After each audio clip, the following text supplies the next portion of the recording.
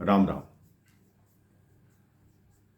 मां पार्वती के महल का गृह प्रवेश आरंभ हुआ। बड़े बड़े वेद पाठी ब्राह्मण उस गृह प्रवेश में पूजा कराने के लिए आए। पूजा संपन्न हुई, सबने भोजन किया। 56 प्रकार के व्यंजन बने हुए थे, सबने ग्रहण किए। अब समय आया दक्षिणा देने का।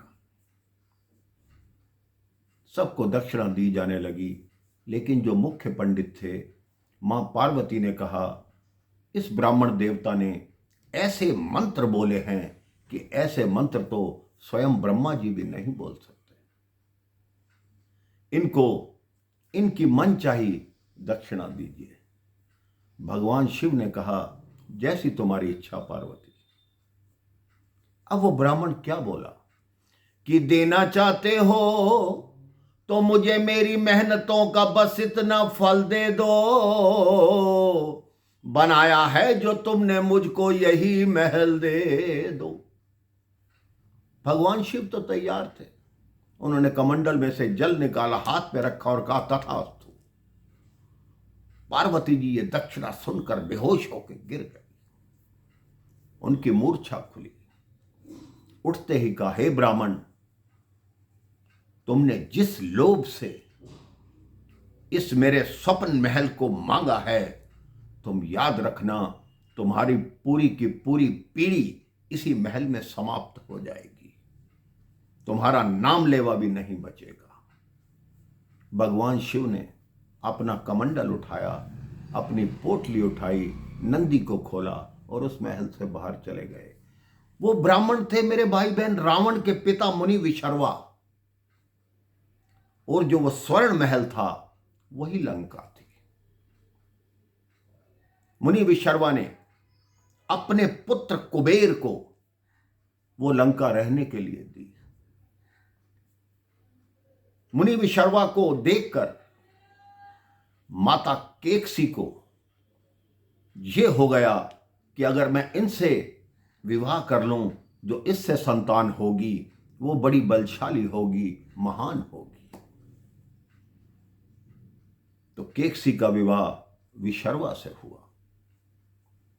उनकी 3 संतानें हुई, 3 पुत्र और 1 पुत्री। पुत्र रावण, कुंभकर्ण, विभीषण और पुत्री शूर्पणखा। रावण बाल्यकाल से ही भगवान शिव का भक्त था, भगवान शिव की पूजा किया करता था। ब्रह्मा की तपस्या करके ब्रह्मा को खुश किया, लेकिन भगवान शिव को प्रसन्न करने में वो असमर्थ हो रहा था। उसकी भक्ति इतनी कठिन थी मेरे भाई बहन। गर्मी के दिनों में वो अग्नि जला के पूजा करता, सर्दी के दिनों में वो बर्फ पे बैठ के पूजा करता। जब भगवान शिव प्रसन्न नहीं हो रहे थे, तब उसने अपना एक एक शीश काट के भगवान को चढ़ाना आरंभ किया।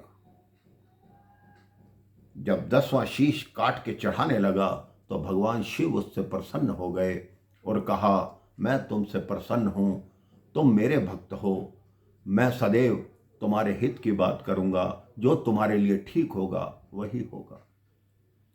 ब्रह्मा जी की भक्ति करके उसने ब्रह्मा जी को प्रसन्न किया, अमरता का वरदान मांगा।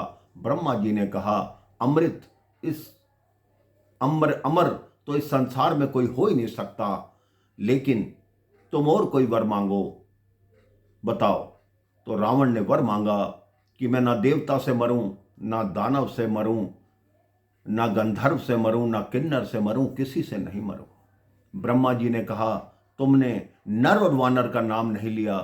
तो रावण ने कहा, नर और वानर मेरे सामने किस गिनती में हैं, उनको तो मैं कभी भी समाप्त कर सकता हूं। मैंने आपको पहले बताया मेरे भाई बहन कि रावण में कितनी मर्यादा थी। अगर त्रेता युग को मर्यादित युग कहा जाता है तो वो मर्यादा रावण ने भी निभाई। जब वो माता सीता का हरण करके लाया, उसने माता सीता को महलों में नहीं रखा, अपितु अशोक वाटिका में रखा। उसे ज्ञात था कि प्रभु श्री राम ने वनवास का व्रत लिया हुआ है, अगर मैं सीता को महलों में रखूंगा तो प्रभु का व्रत टूट जाएगा, इसलिए सीता को बागीचे में रखा, अशोक वाटिका में रखा।